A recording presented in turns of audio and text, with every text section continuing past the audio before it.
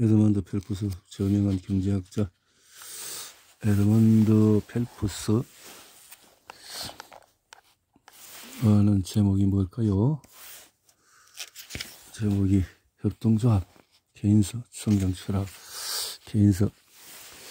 21세기 정치 경제 분야의 주요 개인점 중에서 자본주의와 협동조합주의의 경쟁은 아직도 유효하다. 케인스 시대의 지적인 조류, 케인스를 협동조합주의와 자본주의의 관점에서 논하기에 앞서 우리에게 답해야 할 질문이 있다. 케인스가 살았던 시대에 지녔던 의미와 어떻게 다를까? 오늘날 지배적인 자본주의 경제란 그것이 이상적인 행태에서 어떤 사소한 일탈을 했던 새로운 상업 사상과 사적 기업가의 개인 지식에 대한 폭넓은 개방성, 더 나아가서 탁월한 아이디어를 선별해서 그것이 더 발전할 수 있도록 자본과 요인을 제공하는 자본가와 군중인들의 개인적인 지식, 독특한 견해들이 형성하는 위대한 다원주의가 특징인 사유재산 체제를 말한다. 오늘날의 협동조합주의 경제도 사유재산 체제를 표방하지만 몇 가지 상반된 특징이 있다. 이 제도는 제1차 세계대전과 제2차 세계대전 사이에서 이탈리아에서 부상한 코퍼라타비스모 조합주의라는 체제에 의해서 만들어지고 확립되어서 대부분 혹은 모든 경제 제도에 침투해 있다. 거대한 도시 권력제가 감시 개입, 중재하는 거대 고용주 연합체, 대형 노동조합 독점 은행들이 모두 이에 해당한다. 하지만 이런 체제가 만들어진 목적을 모른다면 협동조합주의 자체를 제대로 이해할 수가 없다. 나는 협동조합주의라는 고유한 제도가 담당하는 핵심 기능은 전후용어로 이해 당사자 그리고 사회적인 파트너라고 불리는 다양하고 폭넓은 사회적인 이익 주체들에게 목소리와 권력의 지렛대를 부여해 그들에게 손해를 끼칠 수 있는 시장 결정에 발언권이나 거부권을 주는 것이라고 생각한다. 자유기업의 개인주의는 이런 주체들과 그들을 대표하는 국가를 위해서 매몰된다. 이런 목적이나 기능을 생각하면 협동조합주의를 연대주의나 공산주의, 합의주의, 일체주의라고 부를 수도 있을 것이다.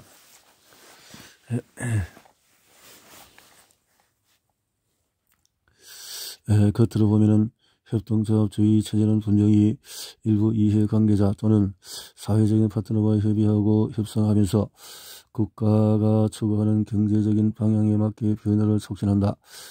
그리고 기업의 이전이나 신규 기업의 진입 등 일부 이해관계자나 파트너들이 반대하는 변화를 방해하거나 자전하기 위해서 작동하는 것처럼 보인다. 그런 점에서 협동조합주의 체제와 성과는 기존 기업들이 지역은행이나 국영은행의 지원 아래 담당하는 역할에 의해 크게 달라진다. 오늘날 경제학자들은 자본주의를 최첨단 혁신을 자극하는 진화된 체제로 그리고 협동조합주의를 산업의 평화, 사회적인 합의, 공동체의 안정을 위한 마련된 체제로 인식한다. 단순히 말하면 이 둘은 화성과 금성 같은 관계에 있다. 1920년대 후반에는 거의 정반대 상황.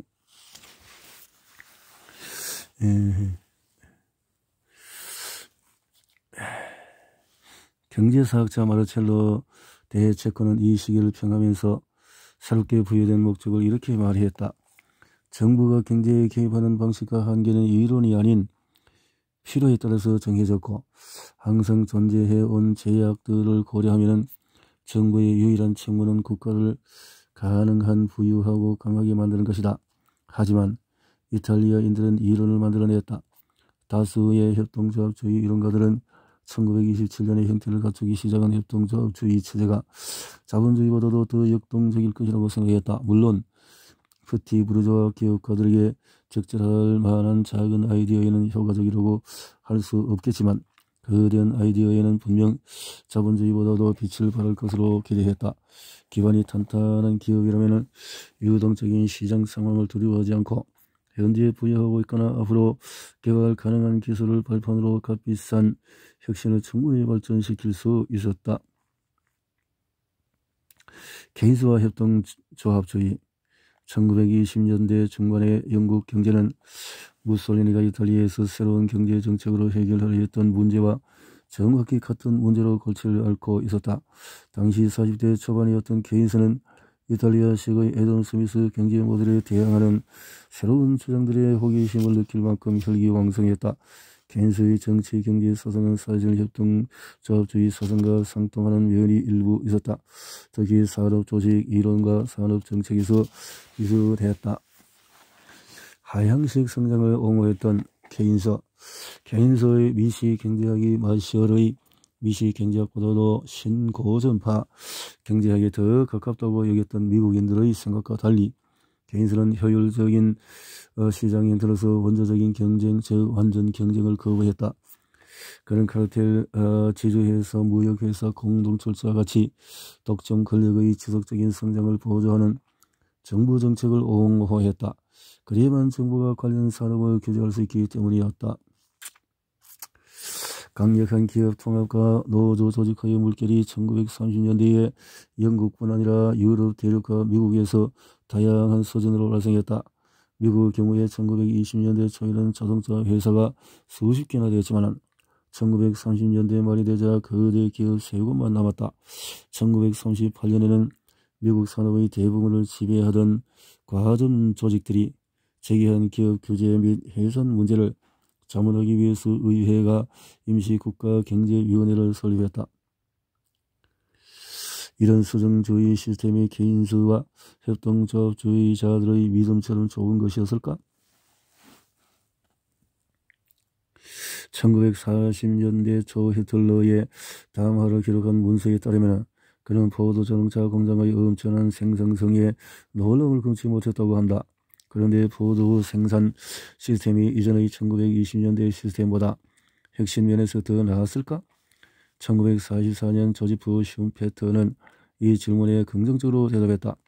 이 책에 글을 실은 윌리엄 보몰 또한 그의 2003년 책에서 동일한 발견을 내렸다. 그러나 머지않아 답을 들을 수 있을 것 같지만은 계량 경제학 관점에서는 아직 결과가 나오지 않았다.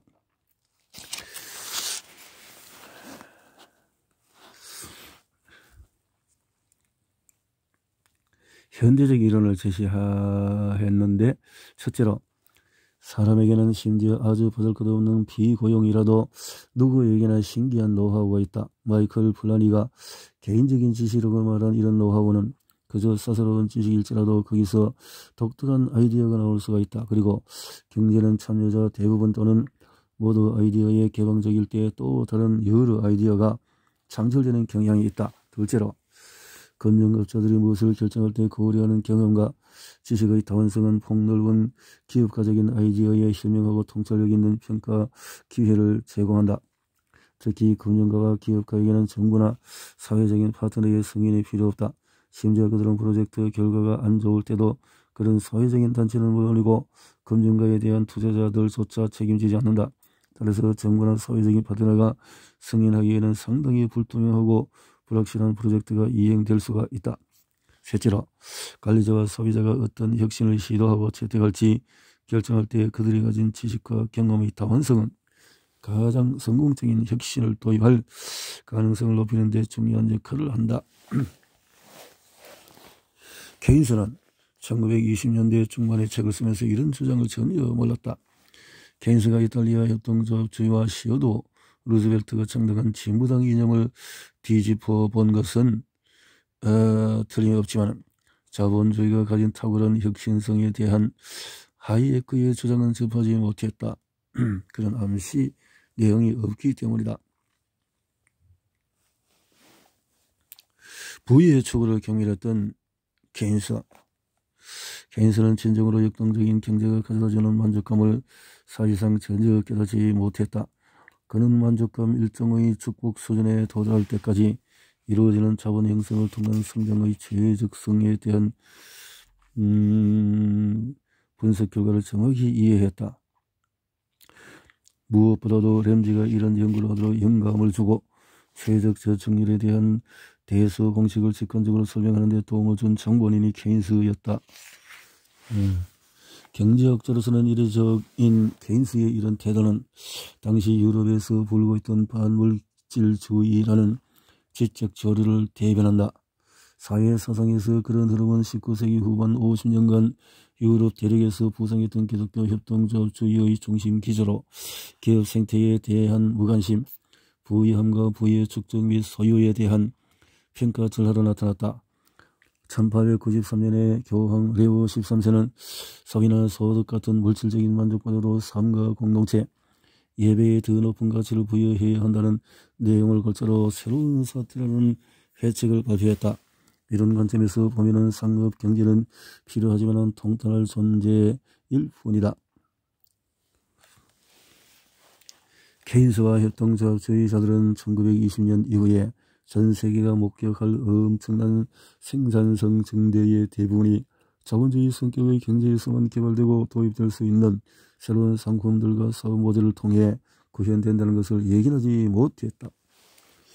비즈니스 생태에서 얻는 지적 만족을 깨닫지 못한 케인스.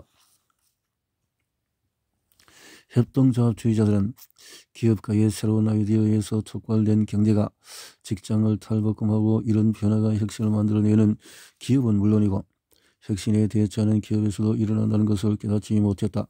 새로운 아이디어를 발전시키고 시장이 그것을 수용하는 과정에서 나타나는 도전, 그리고 경영진과 소비자가 최신의 혁신을 수용할 것인지 어떻게 수용할 것인지에 대한 도전에 직면하여 직원들은 고도의 정신적인 자극을 받는 동시에 문제 해결 능력을 육성해서 업무 참여도를 높이고 성장하는 기회를 얻는다. 그렇다면 거의 모든 사람이 그런 자극 숙달 성장 관련의 가치를 인정한다고 할 만한 선례가 있을까? 물론 있다. 재능 개발에 대해서 글을 쓴 그리스 철학자 아리스토텔레스부터 성취와 발전의 기쁨을 논한 후기 르네상스 시대의 베베누토 첼리니, 또 활력과 도전의식을 고취한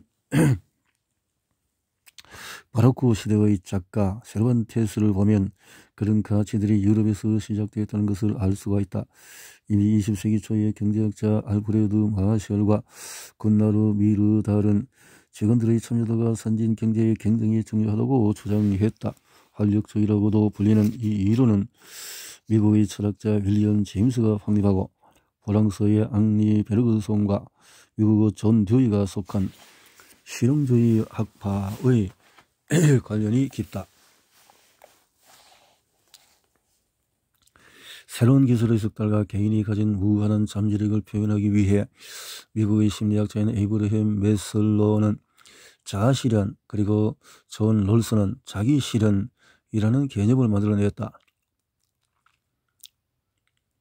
이 두 미국 학자는 현대 사회에서 성취할 수 있는 자아실현은 대부분 직업을 통해서 이루어진다고 여겼다. 우리가 참으로 풍차를 찌를 수는 없겠지만 직장에서 부딪히는 도전은 감당할 수가 있다. 도전의식을 불태우는 직업이 자아실현을 이루는 주된 희망이 아니라면 다른 무엇이 그 역할을 할 수 있을까? 사회생활은 좋은 엄마가 되는 데도 도움이 된다. 협동조합주의 문화의 하나인 현대주의는 그런 개인의 발전 과정을 저해한다. 반물질주의가 부의 가치를 평가절하고 소유한 재산을 증대하려는 개인의 가시적인 노력에 눈살을 찌푸린다면 현대주의는 공동체를 벗어나려는 개인의 시도를 용납하지 않는다. 현대주의 사회에서 눈에 띄려 하거나 공동체를 벗어나려고 애쓰는 사람은 미움을 받는다. 안타깝게도 케인스는 직업 경력에서 개인의 열정과 발전을 북돋는 혁신의 역할에 대해서는 전혀 일깨워주지 못했다. 네. 그래서 경제적인 가능성에 등장하는 잘 알려진 구절에서 여실히 드러난다. 우리가 과거를 반추해보면 경제 문제, 다시 말해서 생존을 위한 투쟁은 지금까지 늘 인류에게 가장 절박한 문제였다. 만약에 경제 문제가 해결된다면 인류는 오랫동안 품어온 목적을 잃게 될 것이다. 그래서 사람들은 인류의 역사가 창조된 이래로 처음으로 다음과 같은 실질적이고 영구적인 문제에 봉착할 것이다. 경제적인 압박에서 벗어나 얻은 자유를 어떻게 누릴 것이고 과학과 복리가 안겨줄 여가를 어떻게 채울 것이며 앞으로 다가올 시대에는 우리 안의 옛 아담의 세속적인 본능이 너무 강해져서 이를 충분히 만족시키려면 다들 어느 정도는 일을 해야 할 것이다. 부의 축적이 사회에서 차지하는 중요도가 미미해지면 200년 동안 우리를 성가시게 했던 많은 가짜 도덕 원칙에서 벗어날 수 있다. 우리는 그런 가짜 규범들로 인해 인간의 가장 혐오스러운 특징을 가장 고미한 미덕으로 받들어 왔다. 기본적으로 이 구절들의 어디에도 실용주의 학파의 지혜, 즉 윌리엄스 제임스부터 존 듀이, 존 로서, 아무르티아 센으로 이어진 해안이 드러나지 않는다. 하지만 설사 케인스가 인간에게는 정신을 자극하고 마음을 기울일 문제를 산출하는 시스템이 필요하다는 사실을 인식했다 할지라도 그는 여전히 그릇된 판단을 했을 것이다. 그는 기술 발전과 자본심화 현상은 제대로 얘기는 했지만 그로 인해서 흥미와 자극을 주는 직업을 원하는 사람이 계속 늘어날 것은 전혀 예상하지 못했다. 경제체제가 사람들의 그런 경향을 막지 않는 한 흥미와 자극을 주는 일자리는 점점 더 늘어날 것이다. 따라서 만약 노동연령층 중에서 일하지 않거나 일주일에 고작 몇 시간만 일하는 사람이 있다면 그들 다수는 선진 경제가 선사하는 특별한 보상을 맛볼 기회를 박탈당하는 꼴이 된다. 유일하게 설득력이 있는 관점은 꾸준한 기술 발전 덕분에 점점 더 많은 직업이 변화와 도전의식을 고취할 것이고 오직 자본주의 경제만이 역동성을 통해서 그것을 만들어낼 수 있다는 것이다. 이제 우리는 케인스의 수수께끼라고 불리는 문제에 답할 수도 있을 것이다. 그 수수께끼는 만약에 우리가 프랭크 램지와 본질적으로 괴를 같이 하는 케인스의 심리적인 경제적인 틀을 받아들인다면 주당 노동 시간은 케인스가 분명히 밝혔듯이 수세기에 걸쳐서 서서히 감소해서 결국 제로가 되어야 한다. 하지만 실제로는 그런 징후가 전혀 보이지 않는 상황이다. 일부 사회학자들의 비판처럼 사실 미국의 주당 노동 시간은 최근 몇십 년 동안에 거의 줄지 않았다. 금융계와 법조계 종사자들이 늘어나면서 주당 평균 노동 시간은 오히려 역전되기 시작해서 지금보다 더 긴 균형 상태를 향해 나아갈지도 모른다. 결국 케인스의 수수께끼에 대한 답은 어디에든 노동은 열등제가 아니라는 것이다.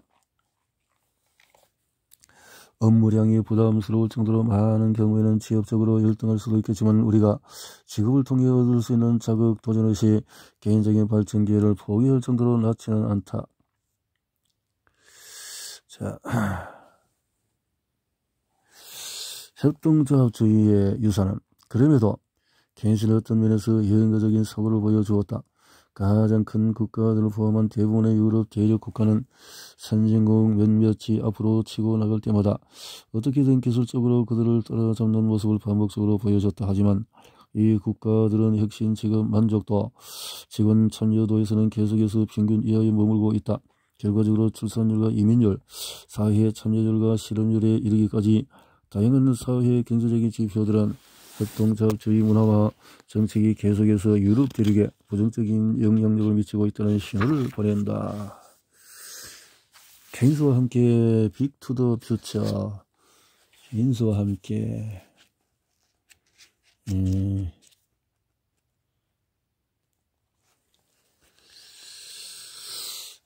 리 오헤니언 있네요. 리 오헤니언 미국 경제학자 칼럼니스트. 대공황 초기에 케인스는 정책 전문가, 영국 경제학자, 경제 저널리스트로서 바쁜 나날을 보내던 중에 와중에 짬을 내서 21세기에 펼쳐질 세계 경제의 지평을 제시하는 우리 손자, 손녀들이 누릴 경제의 가능성을 제시했다. 에세이에 등장하는 장기적인 성장에 대해서 그에게는 오늘날의 선도적인 성장 이론과 상당히 비슷한데 이런 유사성은 심지어 케인스의 이론 중에서 특히 유명하고 영향력이 강했던 경기 선언에 관한 이론보다 더 뚜렷하다. 선진국들의 지속적인 성공에 대한 케인스의 양적 질적 예측은 놀라울 정도로 정확했다. 케인스는 100년 후 경제를 기막힐 정도로 정확히 예측한 다음에 마치 사회학자나 사회비평가처럼 경제의 분야를 초월해서 아주 폭넓은 주제들을 자유롭게 넘나든다. 하지만 이 지점에서 케인스는 인간 본성에 대한 특유의 견해와 장기적으로 여가에 대한 소득 탄력성이 소비 탄력성보다 훨씬 더 크다는 사실과 다른 관점을 제시하며 관역을 크게 벗어난다.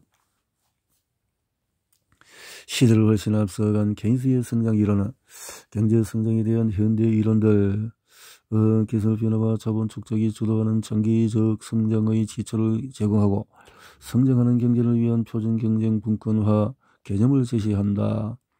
기술 진보의 속도가 일정하다면 그럴듯하게 제한된 단일 부분 성장 모델은 고유한 장기 성장 경로를 만들어내고 자본의 가치가 어떤 값이건 그 경로로 단조 수렴한다. 현대 경제학자들은 현대적인 성장 이론의 획기적인 발전과 함께 200여 년 동안에 축적된 대략적인 1인당 평균 성장률 데이터를 가지고 장기적인 경제의 변화를 전문적으로 이해할 수 있었다. 2004년 연구는 지난 40년간 실질 GDP가 약 3% 성장을 보이는 장기적인 추세선보다도 3% 이상 오차를 보인 적이 없었다는 사실을 보여준다. 하지만 아무리 최신 성장 이론에 해박하다 할지라도 요즘 경제학자 중에서 지금부터 100년 후의 경제를 진지하게 전망하려는 드는 이가 있을까? 아마도 거의 없을 것이다. 하지만 케인스는 그렇게 했다. 케인스가 미래를 예측했을 당시의 경제 상황과 부족한 이론 도구들을 고려한다면 그의 예측은 놀랄 만큼 정확했다.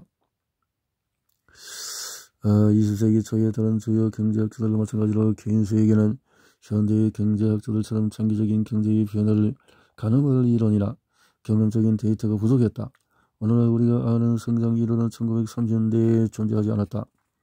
그 시대 경제학자들에게는 생산량이 장기적인 추세에 가까워지는 균형 상태의 성장 경로를 자신있게 예측할 만한 이론적인 수단이 거의 없었다.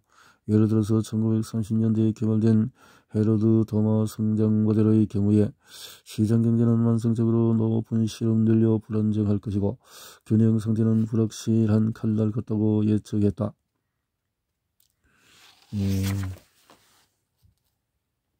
케인스는 어떻게든 낙관적인 태도를 잃지 않았다. 거대한 경제의 발전의 시대가 끝났다는 말이 여기저기서 심심찮게 들린다. 생활 수준의 급속한 상승이 이제 둔화될 것이고 나는 이런 말들이 현재 일어나고 있는 상황을 완전히 잘못 해석하고 있다고 믿는다. 경제 문제는 앞으로 100년 안에 해결될 것이다. 앞으로 100년 후에는 선진국의 생활 수준이 오늘날보다도 4배에서 8배는 더 높아질 것으로 예측한다. 라고 했네요. 1인당 소득이 1930년부터 2030년까지 4배에서 8배까지 증가할 것이라는 케인즈의 예측이 실현되었기 때문에 케인스가 말한 경제 문제는 지난 75년 동안의 선진국 가정 대부분에서 분명히 해결되었다고 볼 수가 있다.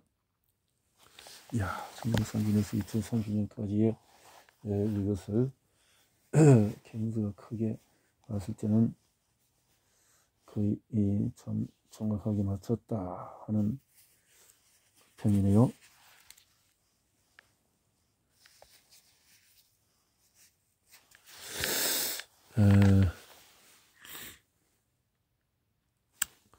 케인스의 손자, 손녀 세대 중에서 유일하게 가난을 면치 못할 이들은 아마도 아프리카와 중동 국민일 것이다. 하지만 1930년에는 그 누구도 이 두 지역이 향후 발전 과정에서 어떤 거대한 창의문을 만들지 예견하지 못했다.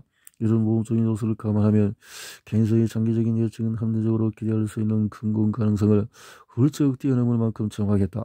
어떻게 케인스는 그들은 오늘날도록 정확히 미래를 전망할 수 있었을까? 가장 중요한 이유는 그가 탁월한 성장 이론가에서 의해 필요한 모든 자질을 갖추고 있었기 때문일 것이다. 경제적인 가능성을 보면 케인스는 기술 발전, 자본 축적, 낮은 인구 증가율처럼 30년 후에는 알 수 있을 법한 현대적인 경제 성장 이론을 구성하는 핵심 요소들을 정교하게 이해하고 있었다. 게다가 케인스는 이런 요소들의 균형 상태인 탄탄한 성장 경로에 대해서 확고한 전망을 결합했다. 1956년에 로버트 솔로의 논문에 등장하기 전까지는 헤로드 도마 모델의 불안정한 성장 경로가 성장 이론을 지배했다는 점에서 케인스의 이런 분석은 무척 이례적이다. 또 선진국 경제가 1인당 소득 증가가 사실상 없었던 토머스 멜서스 시대에서 지속적인 경제 성장의 시대로 탈바꿈하는 과정을 설명하는 케인스의 논리는 현대 성장 이론 및 경제 잡지에나 나올 법하다. 16세기 시작에서 18세기에 박차를 가하며 과학과 기술 발명의 위대한 시대가 시작되었다. 결과는 어땠을까? 세계 인구가 엄청나게 불어났고 유럽과 미국의 평균 생활 수준이 4배 정도 향상되었다. 우리가 살아있는 동물의 농업과 강업 제조업에서 이루어지는 모든 작업이 현재 인간 노동력의 4분의 1 정도로 완수될 것이다. 장기 성장에 대한 케인스의 관점은 노동력을 절감하는 기술 변화와 더불어서 자본 축적의 역할을 필두로 한다는 점에서 현대의 신고전파 경제학의 성장 이론과 정확히 일치한다. 하지만 케인스가 1920년대와 1930년대에 전 세계를 강타한 공황을 세계대전 이후에 불가피한 조정과정과 결부된 순전히 일시적인 현상으로 간주한 것을 보면 그의 성공적인 예측에는 운도 조금 따라서 것 같다. 반면에 주요 불황에 대해서 최근 연구 결과는 이런 장기적인 경기 전체가 균형 상태에 머무는 기간 및 생산성을 현저히 낮추는 정부의 잘못된 정책 때문임을 보여준다. 이런 관점에서 보면 케인스는 1920년대와 30년대에 발생한 불황을 계기로 향후 선진국의 장기적인 경제 성과에 대해 의구심을 품었어야 했다. 하지만 그는 이런 정책의 영향력을 간과했고 영국의 불황과 미국 대공황을 노동정책과 무관한 일시적인 현상으로 돌렸다. 우리가 지금 겪는 고통은 급격한 변화로 인한 성장통이며 경제적인 시대의 변화에 따른 고통스러운 재조정 때문이다. 세계의 금융과 통화 제도는 균형을 유지하기 위해 필요한 수준으로 이조율에 급속한 하락을 막아왔다. 물론 케인스에게는 개인적인 판단을 내린 데 지침으로 삼을 만한 현대적인 이론이 없었다. 하지만 20세기 초반에 활동했던 다른 주요 경제학자들은 당시 정부가 채택한 정책들이 가져온 경제적인 악영향을 분명히 알고 있었다. 1927년에 아서 피고는 정부의 정책들이 영국의 장기 불황에 어떤 영향을 미쳤는지 다음과 같이 설명했다. 영국의 임금 수준은 한편으로는 정부가 정한 직접적인 조치의 결과지만 또 한편으로는 노동자 조직이 실험, 보험, 체계를 마련해서 임금 협상 능력을 키운 결과로 많은 분야에서 너무 높게 책정되었는데 지난 수년간 실업률이 높아진 데에도 이러한 새로운 요인이 상당한 영향을 미쳤다. 더 일반적으로 보면 케인스는 노동과 저축에 대한 동기를 크게 바꾼 정부 정책들의 특별한 부작용이 없다는 입장이었다.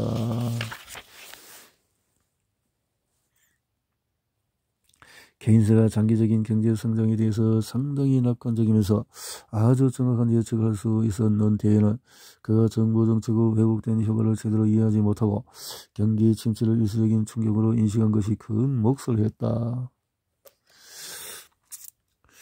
여가의 위기는 서구 사회의 쇠퇴를 말하는가?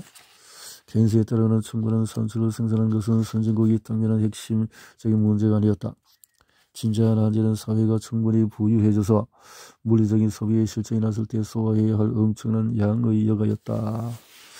이런 전망치에 도달했는지 케인스가 구체적으로 밝히지 않았으므로 15시간이라는 숫자가 도대체 어떤 경제 이론이나 정량적인 방법을 도출했는지 의문이 들 수밖에 없다. 1889년부터 29년 사이에서 미국에서 약 10%가 줄었고 이 감소율을 29년부터 20년까지 기간에 대입하면 23%가 더 떨어지는데 이렇게 나온 숫자는 주당 노동시간이 3분의 2나 줄어든다는 케인스의 예측에 한참 못 미친다. 그런 것은 변화를 1929년 이전에 관측되던 노동시간 감소 데이터를 사용하는데 이렇게 하면 사회가 부유해질수록 여가가 늘어난다는 케인스의 전망에 맞게 모델을 조정하게 된다. 그렇게 해서 만들어진 모델을 돌리면 케인스가 고민했던 100년 동안 발생하는 노동시간의 변화를 추론할 수가 있다. 이 모델의 현은 1930년부터 2030년까지 모델의 날짜별 내생 변수에 대한 1년의 비선형 방정식을 풀이하여 결정이 된다.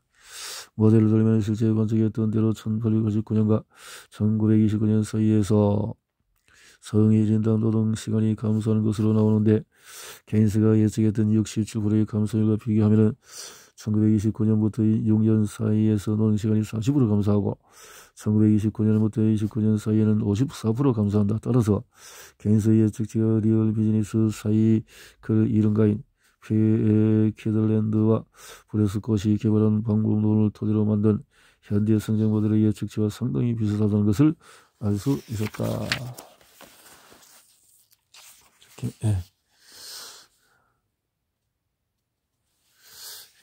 케인스의 이런 추측들이 짧은 에세이에 담긴 케인스의 사회 비평을 요즘 학자들의 구체적인 사회 분석 결과와 비교하는 것이 어쩌면 부당할지도 모른다. 하지만 비슷한 문제를 다른 학자들은 경제학, 사회학, 인류학 등 다양한 이론들을 결합하고 관측 데이터를 토대로 더 신중하게 연구 결과를 끌어내었다.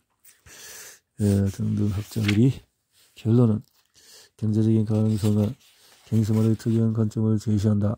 이 에세이는 케인스는 솔러와 스완이 그들의 경제 성장 모델을 발전시키기 위해서 25년 전에 이미 그런 이론들의 근거와 시사점을 현명하고 명확하게 설명하면서 성장 이론가로서 엄청난 잠재력을 가진 천재의 경제학자의 면모를 보여준다.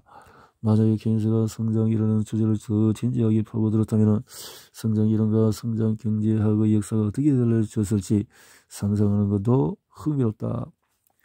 또 경제적인 가능성은 비판적인 사회 논평가다운 케인스의 모습을 보여준다. 자, 이렇게 게다가 유럽 사람들의 노동시간이 지난 40년에 걸쳐서 짧아진 이유는 부의 증대 때문이 아니라 세금 인상과 노동시장에 대한 다양한 제약 및 급여 프로그램 때문이다.